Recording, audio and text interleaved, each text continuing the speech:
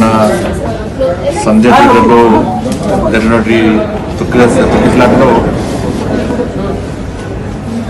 రేవతి అనే మహిళ చనిపోవడం చాలా బాధాకరం. పూర్తి సమాజం అంతా బాధపడ్డారు. చాలా బాధాకరమైన విషయం. వారి కుమారుడైనటువంటి శ్రీతేజ్ కూడా కిమ్స్ హాస్పిటల్లో ట్రీట్మెంట్ చేసుకుంటున్నాడు.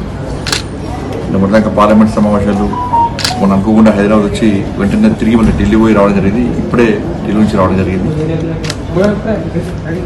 ఈరోజు మరి బాబుని చూసిన తర్వాత చాలా బాధ అనిపిస్తున్నది. చిన్న బాబు, డాక్టర్లు కోలుకుంటున్నారని చెప్పి డాక్టర్లు చెప్తున్నారు. కోలుకోవాలని చెప్పి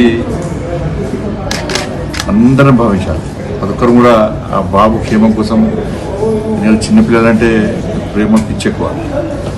ఒకటి ఇలా టీవీలో ఫోటో చూసిన వెంటనే వచ్చి బాబుని చూడాలనిపించింది.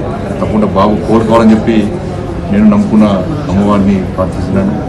చిన్న బాబు కాబట్టి కొంచెం రోజు కొంచెం కోలుకునే అవకాశం ఉన్నాయని చెప్పి డాక్టర్లు చెప్తున్నారు. కేవలం చూడడానికి మాత్రమే వచ్చింది. ఇప్పుడు రాజకీయాలు మాట్లాడే టైం కాదు. వీళ్ళు వాళ్ళని తిట్టుకోవడం, వాళ్ళు వీళ్ళు అన్ని దయచేసి బంద్ చేద్దాం. సమస్యలను రాజకీయ కోణంతో చూసే ప్రయత్నం చేయదు. విమర్శలు ప్రతి విమర్శలు ఆపేసి సమస్యను జటిలు చేసే ప్రయత్నం చేయకుండా వీళ్ళు కానీ వాళ్ళు కానీ అబ్బాయి కోలుకోవడమే ప్రధాన బాధ్యత. అబ్బాయి కోలుకునే విధంగా ఏ విధంగా కోలుకుంటారని చెప్పి ఆలోచించే ప్రయత్నం చేయాలి. అబ్బాయి కోలుకోవాలని చెప్పి అందరూ కోలుకోవాలి.